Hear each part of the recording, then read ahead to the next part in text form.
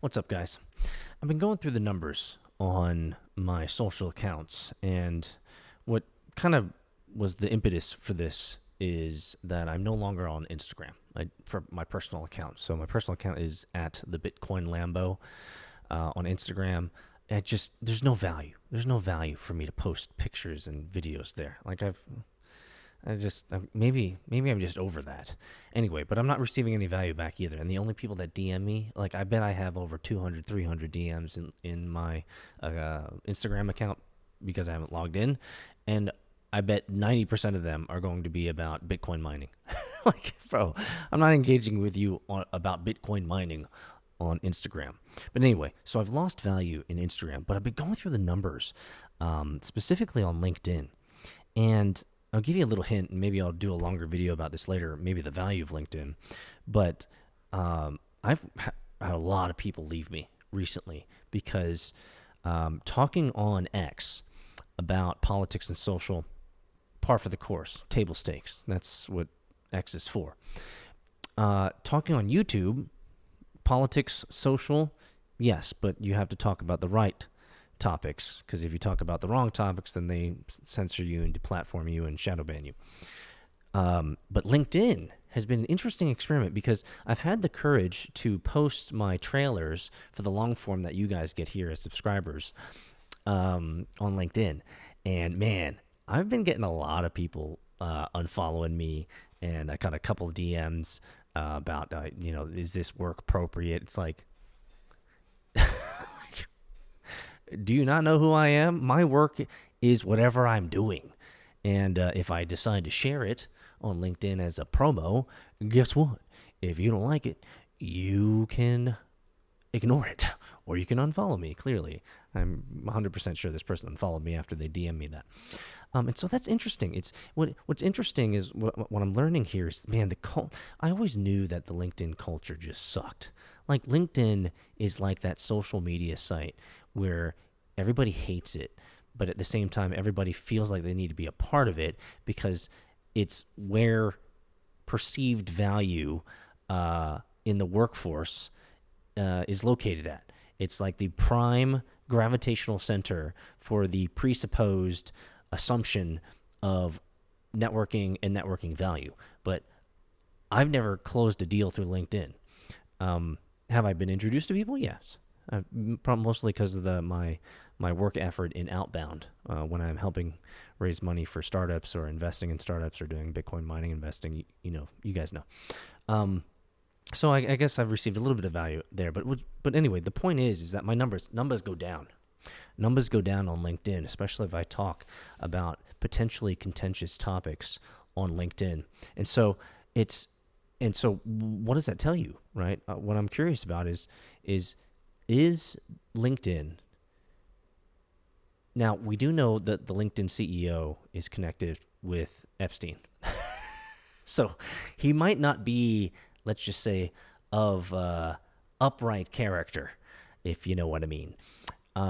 And people who support that type of individual and leadership generally fall on a particular side of the political and social equation, if you know what I mean.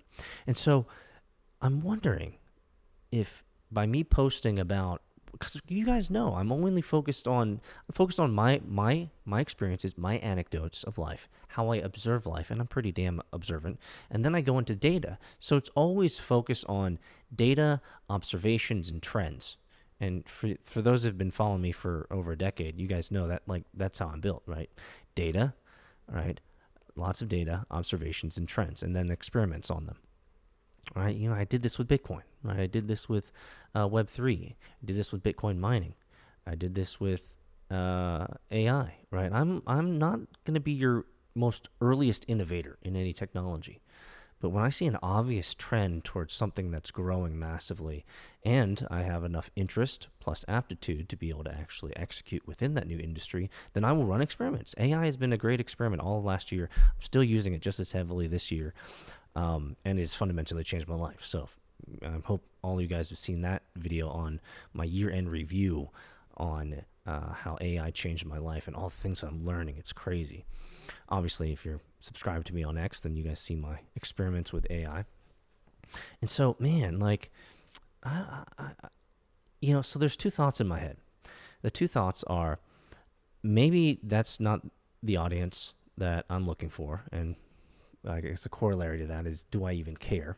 I'm just keep posting anyway, even though it might have me continue to lose followers, which don't care. And then the other way to look at it, the other vantage point is maybe I should go harder.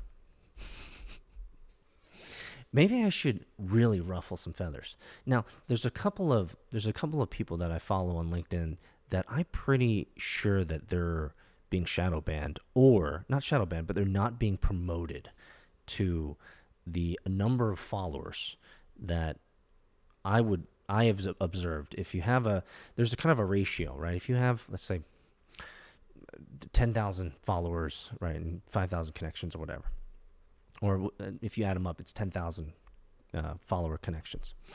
Like, and you post something, there's if people are clicking on it and people are if you have that many followers, the ratio should be pretty good, is what I'm saying. And there are a couple that are like, man, they got a lot of followers, they got a lot of people are connected to them, but man, they seem like they get ratioed. They seem like they're not being promoted, because I'm glad I get it, because I'm actually following them. I actually search for these people and their stuff because it's so good.